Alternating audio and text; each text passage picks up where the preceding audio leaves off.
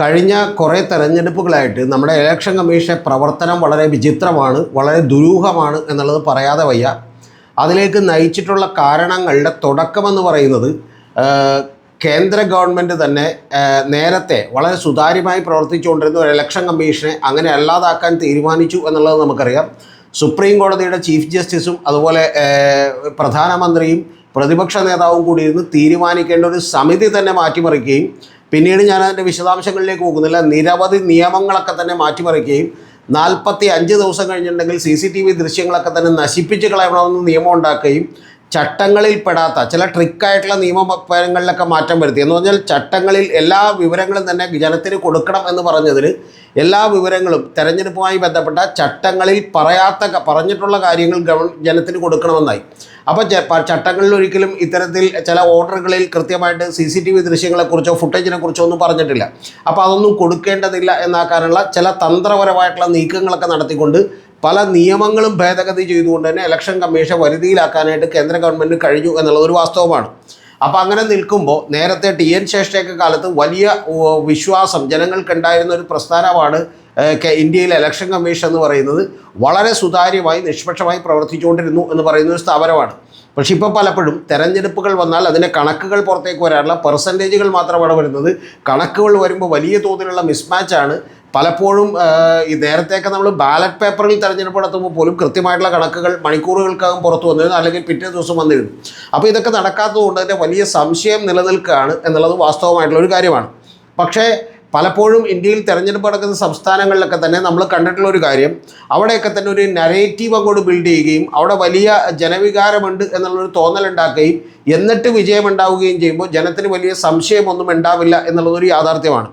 അത്തരത്തിലുള്ള ചില ഞെട്ടിക്കുന്ന കാര്യങ്ങൾ പശ്ചിമ ബംഗാളിലും നടക്കുമോ എന്നുള്ളതാണ് നമ്മളിനി കാത്തിരുന്ന് കാണേണ്ടത്. ഞാൻ ഇത്ര പറയാൻ കാര്യം, ഈ കഴിഞ്ഞ ദിവസങ്ങളിൽ തൃണമൂൽ കോൺഗ്രസ് ഒരു ചില വീഡിയോ ദൃശ്യങ്ങൾ പുറത്തേക്ക് വിട്ടിട്ടുണ്ട്. ആ പുറത്തേക്ക് വിട്ടേക്കുന്നത് സ്ട്രോങ് റൂമുകളുടെ ദൃശ്യങ്ങളും അവിടെ ബാലറ്റ് പേപ്പറുകൾ ടാമ്പർ ചെയ്യാനും അതുപോലെ തന്നെ ഇലക്ട്രോണിക് വോട്ടിംഗ് മെഷീനുകളൊക്കെ തന്നെ വലിയ ക്രമക്കേട് കാണിക്കാനുമുള്ള സമയം നടന്നു എന്ന് തെളിയിക്കാൻ വേണ്ടിയിട്ടാണ് അത്തരത്തിലുള്ള സ്ട്രോങ് റൂമുകളുടെ ദൃശ്യങ്ങളും ഒക്കെ തന്നെ മമതാ ബാനർജി അടക്കമുള്ള TMC അടക്കമുള്ള ആളുകൾ പുറത്തേക്ക് വിട്ടിട്ടുള്ളത്. ബംഗാളിലെ സിറ്റുവേഷൻ കൂടി നിങ്ങൾ മനസ്സിലാക്കണം. അവിടെ നടക്കുന്നത് യഥാർത്ഥത്തിൽ ഒരു തെരഞ്ഞെടുപ്പല്ല, വലിയ യുദ്ധമാണ് എന്നുള്ളത് ഞാൻ നിങ്ങളോട് പറഞ്ഞിട്ടുണ്ട്. അതിൻ്റെ എന്ത് ചെയ്തും, അതായത് എന്ത് മര്യാദകേട് കാണിച്ചും ഭരണം പിടിക്കണമെന്നാണ് BJP വിചാരിക്കുന്നത്. അതിന് വേണ്ടിയിട്ട് അവിടെ ബാബറി മസ്ജിദ്, അതായത് ഒരു സ്ഥലത്ത് ബാബറി മസ്ജിദ് പൊളിച്ചവരാണ്, അവർ ബാബറി മസ്ജിദ് പണിയാൻ വേണ്ടിയിട്ട് പണിയെടുക്കുന്നത് നമ്മൾ കണ്ടു. അവിടെ ഹുമയൂൺ കബീറിനെ ഉപയോഗിച്ച് 1000 കോടി രൂപ അദ്ദേഹത്തിന് കൊടുത്തുകൊണ്ട് ഒരു വലിയ പ്രൊജക്റ്റ് നടപ്പാക്കി മുസ്ലിം വോട്ട് ബാങ്കുകളെ ഭിന്നിപ്പിക്കാനുള്ള ശ്രമം നമ്മൾ കണ്ടു. അസദുദ്ദീൻ ഒവൈസി BJP വന്ന് മത്സരിക്കുന്ന ഏതൊരു തെരഞ്ഞെടുപ്പിലും വന്ന് മത്സരിക്കുന്നത് നമ്മൾ കണ്ടു. അവിടെ BJPക്ക് വേണ്ടിയിട്ട് ഈ പറയുന്ന മുസ്ലിം വോട്ടുകളെ ഭിന്നിക്കുന്നതൊക്കെ കണ്ടു. പക്ഷേ ഇതൊന്നും കൊണ്ട് പോലും ജയിക്കാൻ കഴിയില്ല എന്ന് വിചാരിച്ചിട്ടാണോ എന്നറിയില്ല, വലിയ തോതിലുള്ള വ്യാപകമായിട്ടുള്ള ഇലക്ട്രോണിക് വോട്ടിംഗ് മെഷീനുകളിലും അതുപോലെ സ്ട്രോങ് റൂമുകളിലും ഒക്കെ ക്രമക്കേടുകൾ നടത്തുന്നു എന്നാണ് പറഞ്ഞിട്ടുള്ളത്. ആ ക്രമക്കേടുകൾ നടത്തുന്നതിൻ്റെ ഏറ്റവും ഭവാനിപ്പൂരിലെ സ്ട്രോങ് റൂമിൽ ഇത്തരത്തിൽ മമതാ ബാനർജി എത്തുകയും മമതാ ബാനർജിയുടെ വാഹനം BJP പ്രവർത്തകരൊക്കെ തടയുകയും ചെയ്തു. അവിടെ സ്ട്രോങ് റൂം തുറക്കാൻ വേണ്ടി തീരുമാനിച്ചപ്പോൾ ഈ പറയുന്ന സുഭാഷ് ചന്ദ്രബോസ് സ്റ്റേഡിയത്തിൽ സ്ട്രോങ് റൂം തുറക്കാൻ വേണ്ടിയിട്ടൊരു വൈകുന്നേരം 3 മണിക്ക് തീരുമാനിക്കുന്നു. പക്ഷേ BJPയുടെ ആളുകളെ മാത്രം അറിയിച്ചുകൊണ്ടാണ് അത് തുറന്നതെന്നും TMCയുടെ ആളുകൾ അറിയിച്ചില്ല എന്നും പറഞ്ഞിട്ട് മന്ത്രി പാഞ്ചയും കുനാൽ ഘോഷ പോലെയുള്ള ആളുകൾ അവിടെ പ്രതിഷേധവുമായിട്ട് എത്തുന്നു. ആ പ്രതിഷേധവുമായിട്ട് എത്തുന്നതിൻ്റെ മുമ്പിലേക്ക് നമ്മുടെ സാധാരണ നേതാക്കന്മാരെ പോലെയല്ല, ഏത് പ്രശ്നങ്ങളുടെയും മുമ്പിലേക്ക് നടന്നു കയറി ചെന്ന് ധീരമായി നിൽക്കുന്ന ഒരാളാണ് മമതാ ബാനർജി. 8:30 മമതാ ബാനർജി എത്തുന്നു. മമതാ ബാനർജി അവിടെ കുത്തിയിരിപ്പ് സമരം നടത്തുന്നു. 4 മണിക്കൂറോളം, ഏതാണ്ട് 12:30 വരെ നിങ്ങൾ അറിയേണ്ടത് മമതാ ബാനർജി കുത്തിയിരിപ്പ് സമരം നടത്തുന്നു. ഏറ്റവും ഒടുവിൽ ഞങ്ങളൊരു പരാതി തന്നിട്ടുണ്ടെങ്കിൽ ഇതിനെക്കുറിച്ച് അന്വേഷിക്കാം എന്ന് പറഞ്ഞപ്പോൾ മാത്രമാണ് അവരവിടെ എഴുന്നേറ്റ് പോകാൻ തയ്യാറായത്. കൂടാതെ അവിടെയുള്ള തൃണമൂൽ കോൺഗ്രസിൻ്റെ എല്ലാ അനുയായികളോടും അവർ പറഞ്ഞേക്കുന്നത് മൊബൈൽ ക്യാമറകൾ തുറന്നു വെച്ചുകൊണ്ട് സ്ട്രോങ് റൂമുകൾക്ക് മുമ്പിൽ നിങ്ങൾ നിൽക്കണമെന്നാണ്. കേന്ദ്ര സേനയെ ഉപയോഗിച്ചുകൊണ്ടും ഇലക്ഷൻ കമ്മീഷൻ ഉപയോഗിച്ചുകൊണ്ടും അവിടെ തെരഞ്ഞെടുപ്പ് അട്ടിമറിക്കാൻ ശ്രമിക്കുന്നു എന്നാണ് അവർ പറയുന്നത്.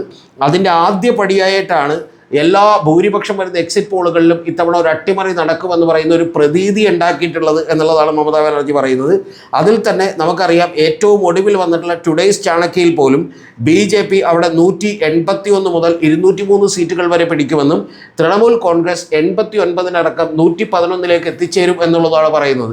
ഇത് യഥാർത്ഥ ജനവിധിയാണോ അതോ ഈ പറയുന്ന പോലെ ഇത്തരത്തിൽ വളരെ സംശയകരമായിട്ടുള്ള സാഹചര്യങ്ങളിലൂടെ നിർമ്മിക്കപ്പെട്ട, അതായത് തട്ടിയെടുക്കപ്പെട്ട, റാഞ്ചിയെടുക്കപ്പെട്ട ജനവിധിയാണോ എന്നൊന്നും പറയാൻ നമ്മൾ ആളല്ല. പക്ഷെ ഒരു കാര്യം നമുക്ക് അസന്നിഗ്ധമായി പറയാം, ഈ തെരഞ്ഞെടുപ്പ് കമ്മീഷനും ജ്ഞാനേഷ് കുമാറും ഒക്കെ അപ്പോയിൻറ്റഡ് ആയതിനു ശേഷം നടത്തിയിട്ടുള്ള തെരഞ്ഞെടുപ്പുകളിൽ ജനങ്ങളുടെ വിശ്വാസ്യത കുറഞ്ഞു വരികയാണ് എന്നുള്ളത് നമ്മൾ മറന്നുപോകരുത്. ഒരു രാജ്യത്തെ തെരഞ്ഞെടുപ്പ് നടക്കുന്നത് സുതാര്യമല്ല എന്ന് ജനങ്ങൾ വിചാരിക്കാൻ തുടങ്ങിയാൽ അതൊരു രാജ്യം ഈ പറയുന്ന പോലെ ശിഥിലമാകുന്നതിൻ്റെ തുടക്കമായിരിക്കും എന്നുള്ളതാണ് ഏറ്റവും പ്രധാനപ്പെട്ട കാര്യം. അതൊരു വലിയ പ്രക്ഷോഭങ്ങൾക്ക് തിരികൊളുത്തും എന്നുള്ളതാണ് ഏറ്റവും പ്രധാനപ്പെട്ട കാര്യം. നമുക്കറിയാം, വോട്ട് ചോരി എന്ന് പറയുന്ന ഒരു ക്യാമ്പയിൻ തുടങ്ങി മണിക്കൂറുകൾക്കൊക്കെ തന്നെ 25 ലക്ഷം പേർ ആ വെബ്സൈറ്റുകളിൽ അംഗങ്ങളാകുന്നത് നമ്മൾ കണ്ടു. അതുപോലെ രാഹുൽ ഗാന്ധി ഉയർത്തിയിട്ടുള്ള വാദങ്ങൾക്കും അതുപോലെ ആരോപണങ്ങൾക്കും ഒന്നും കൃത്യമായി മറുപടി പറയാതിരിക്കുന്ന ഒരു തെരഞ്ഞെടുപ്പ് കമ്മീഷനെ കണ്ടു. കൂടാതെ ആ തെരഞ്ഞെടുപ്പ് കമ്മീഷൻ തന്നെ ഒരു രാഷ്ട്രീയ പാർട്ടിയുടെ വ്യക്തമായി മാറിക്കൊണ്ട് ന്യായീകരണങ്ങൾ ചമക്കുന്നത് നമ്മൾ കണ്ടു. പ്രതിപക്ഷ നേതാക്കളെ പരിഹസിക്കുന്നത് നമ്മൾ കണ്ടു. ഇത്തരത്തിൽ അങ്ങേയറ്റം അനുദിനം അധപ്പതിച്ചുകൊണ്ടിരിക്കുകയാണ് ഒരു തെരഞ്ഞെടുപ്പ് കമ്മീഷൻ എന്നുള്ളത് പറയാതെ വയ്യ. അത്തരത്തിലുള്ള ഒരു കാര്യത്തിന്, വലിയ യുദ്ധത്തിന് യഥാർത്ഥത്തിൽ മമതാ ബാനർജി കൂടി അവിടെ തുടക്കമെടുത്തു എന്നുള്ളതാണ്. സർവ്വസന്നാഹവും ഉപയോഗിച്ചുകൊണ്ട്, പല്ലും നഖവും ഉപയോഗിച്ചുകൊണ്ട് അവർ അക്ഷരാർത്ഥത്തിൽ അവിടെ തെരഞ്ഞെടുപ്പ് കമ്മീഷനെയും കേന്ദ്രസേനയെയും അതുപോലെ തന്നെയുള്ള എല്ലാ സംവിധാനങ്ങളെയും മമതാ ബാനർജി എതിർത്തുകൊണ്ടിരിക്കുകയാണ് എന്നുള്ളത് മറന്നു പോരുത്.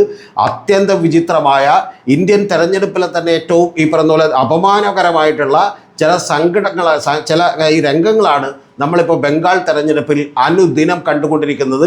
ഞാൻ എൻ്റെ ഏറ്റവും ആദ്യത്തെ റിപ്പോർട്ടിങ്ങിൽ തന്നെ ഞാൻ പ്രേക്ഷകരോട് പറഞ്ഞിരുന്നു, എൻ്റെ പ്രിയപ്പെട്ട പ്രേക്ഷകരോട് പറഞ്ഞിരുന്നു, നിങ്ങളോട് പറഞ്ഞിരുന്നു, വെസ്റ്റ് ബംഗാളിൽ മാത്രം നടക്കുന്ന ഒരു തെരഞ്ഞെടുപ്പല്ല, ഒരു വലിയ യുദ്ധമാണ് നടക്കുന്നത്. അതിൻ്റെ പ്രധാനപ്പെട്ട കാരണം എന്ത് ഈ പറയുന്ന പോലെ മര്യാദകേടുകൾ ചെയ്തുകൊണ്ടും ഞങ്ങൾക്ക് അവിടെ ജയിക്കാൻ കഴിയണമെന്നും അത് പിടിച്ചെടുക്കണമെന്നും മമതാ ബാനർജിയെ നിലനിർത്താൻ ഞങ്ങൾ തയ്യാറല്ല എന്ന് പറഞ്ഞുകൊണ്ടുള്ള BJPയുടെ സമീപനമാണ്.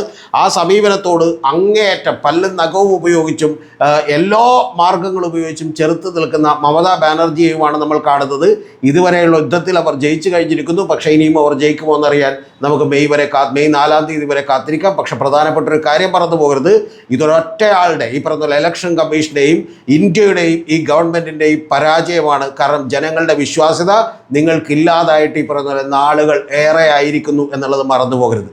ഒരു പ്രധാനപ്പെട്ട കാര്യം ഈ ചാനലിനെ കുറിച്ച് കൂടി പറയുന്നു, അത് കേൾക്കാൻ താല്പര്യമുള്ളവർ കേട്ടാൽ മതി. നമ്മുടെ ചാനലിൽ നമ്മളെ സപ്പോർട്ട് ചെയ്യാൻ താല്പര്യമുള്ളവർക്ക് വേണ്ടി ഒരു മെമ്പർഷിപ്പ് എടുത്തുകൊണ്ട് നിങ്ങൾക്ക് സപ്പോർട്ട് ചെയ്യാം. അത് ഒരു മാസം 179 രൂപയാണ്. ലെവൽ 1, ലെവൽ 2 359 രൂപയാണ്, ലെവൽ 3 799 രൂപയാണ്. ഇത്തരത്തിലുള്ള ഓരോ സ്കീമുകൾ എടുത്തുകൊണ്ട് നിങ്ങൾക്ക് സപ്പോർട്ട് ചെയ്യാം. ചില വീഡിയോകൾ നേരത്തെ കാണാം എന്നുള്ളതല്ലാതെ പ്രത്യേകിച്ച് വേറെ അഡ്വാൻറ്റേജ് ഒന്നും നിങ്ങൾക്ക് കിട്ടാനില്ല. പക്ഷേ പ്രധാനപ്പെട്ട ഒരു കാര്യം എന്ന് പറയുന്നത്, നമ്മളെ സപ്പോർട്ട് ചെയ്യാൻ ആഗ്രഹിക്കുന്നവർക്ക് വേണ്ടി അത് ചെയ്യാം. കാരണം നമ്മൾ ഈ ചാനൽ കുറേ കൂടി വലുതാക്കണമെന്നും കുറേ കൂടി റിസർച്ച് ഓറിയൻറ്റഡായി മെറ്റീരിയലുകൾ ചെയ്യണമെന്നും അതിന് വേണ്ടിയിട്ട് വലിയ പണം കൊടുത്തുള്ള ക്യാഷുകളൊക്കെ സ്റ്റാഫുകളെ അപ്പോയിൻറ്റ് ചെയ്യണമെന്നൊക്കെ നമ്മൾ വിചാരിക്കുന്നത്. ഫേസ് പ്രസൻറ്റേഷനിൽ കാണുന്ന എൻ്റെ മുഖമായിരിക്കും. ഇപ്പം ഞാൻ ഒറ്റയ്ക്ക് തന്നെയാണ് ഇതെല്ലാം ചെയ്യുന്നത്. അതിൻ്റെ ഒരുപാട് പരിമിതികളുണ്ട്, നിരവധി വിഷയങ്ങൾ ചെയ്യാതെ പോകുന്നുണ്ട്. അപ്പോൾ അതൊക്കെ കൊണ്ട് തന്നെ അത് ചെയ്യണമെന്ന് ആഗ്രഹമുണ്ട്. കാരണം ഈ ലോകത്ത് ഇപ്പോൾ വിഭാഗീയത ഉണ്ടാക്കാൻ, വിഭജനം ഉണ്ടാക്കാൻ കേരളത്തിൽ സംഭവിച്ചുകൊണ്ടിരിക്കുന്ന കാര്യം അയഥാർത്ഥമായിട്ടുള്ള വസ്തുതാപരമല്ലാത്ത വിമർശനങ്ങൾ കൊണ്ട് പലരെയും തകർക്കാനും വർഗീയ ശക്തികളെ ജയിപ്പിക്കാനുമുള്ള പണികളാണ് കേരളത്തിൽ മഹാഭൂരിപക്ഷം ആളുകൾ എടുത്തുകൊണ്ടിരിക്കുന്നത്. അതിനെയുള്ള ചെറുത്തുനിൽപ്പിന് വേണ്ടി മാത്രം നിങ്ങൾ സഹായിച്ചാൽ മതി. എൻ്റെ ജീവനത്തിനൊന്നും ആരും സഹായിക്കേണ്ട ആവശ്യമില്ല. പക്ഷേ പ്രധാനപ്പെട്ട ഒരു കാര്യം, അങ്ങനെ സപ്പോർട്ട് ചെയ്യാൻ താല്പര്യമുള്ളവർക്ക് വേണ്ടി എൻ്റെ ഗൂഗിൾ പേ നമ്പറും അതുപോലെ തന്നെ അക്കൗണ്ട് നമ്പറും കൂടി താഴെ കൊടുത്തിട്ടുണ്ട് എന്ന് മാത്രം നിങ്ങളോട് പറയട്ടെ. കൂടാതെ ഈ വീഡിയോയെക്കുറിച്ചുള്ള കമൻറ്റുകൾ നിങ്ങൾ തീർച്ചയായിട്ടും രേഖപ്പെടുത്തണം എന്ന് മാത്രമേ നിങ്ങളോട് അപേക്ഷിക്കുന്നുള്ളൂ.